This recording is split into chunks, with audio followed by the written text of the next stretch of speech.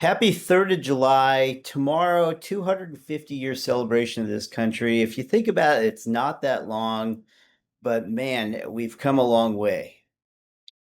I had my researchers go in and put together this blog post, and it's highlighting Placer County and the milestones that we've reached as a county in the last 250 years.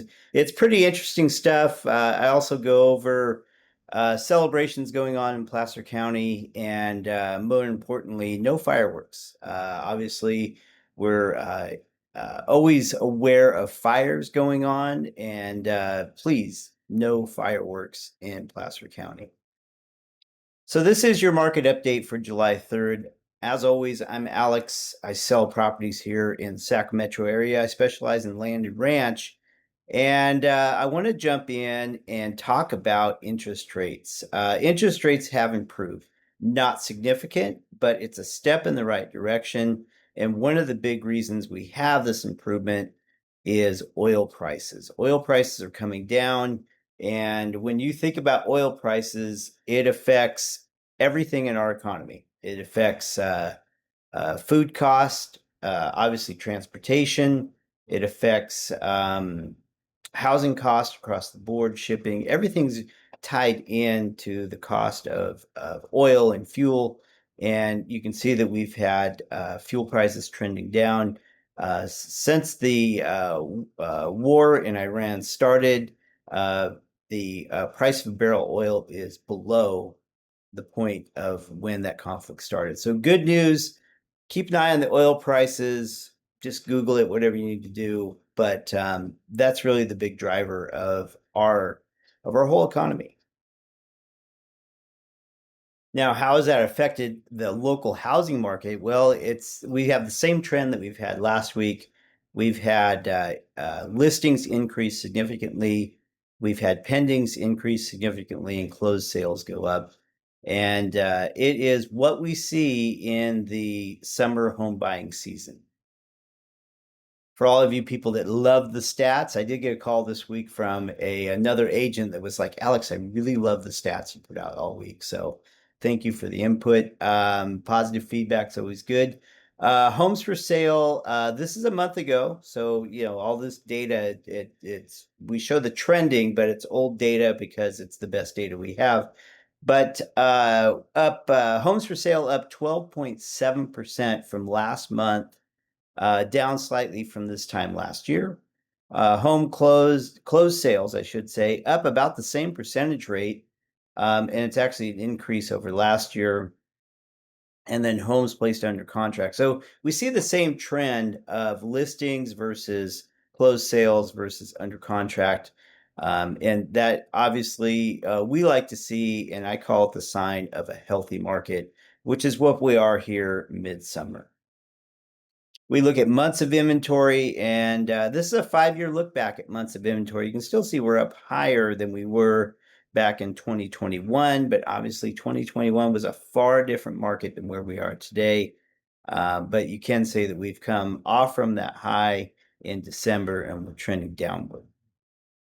And then this is the big stat that everyone asks me about: is are homes losing value? Is the market crashing? And this is the average price per square foot for the Sac Metro region. And you can see it's remained fairly steady over the last 5 years. We're not seeing any real significant fluctuation in the price per square foot.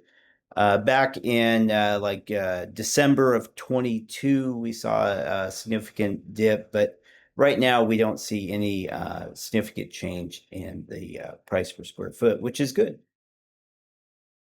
Now, my blog of the week is dealing with budgeting for ranch and land purchases.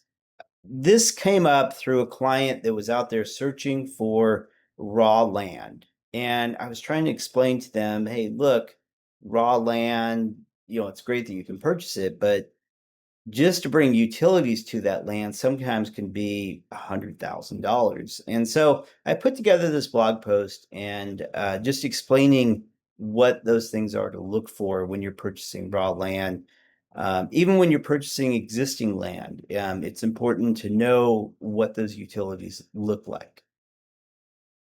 Also, here on my YouTube page, I've been going in and doing a little bit more long form content on buying land and ranch property here in Placer County, where I go in and break down 7 things I wish I knew before buying land in Northern California.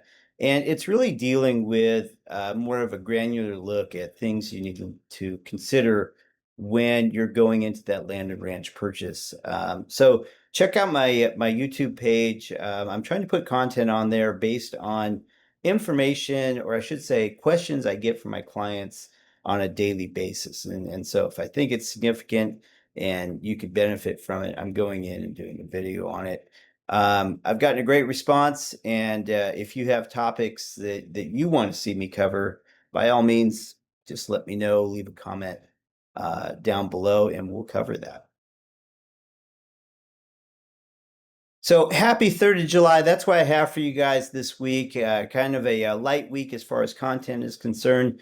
But hey, it's 4th of July. Go out there and celebrate.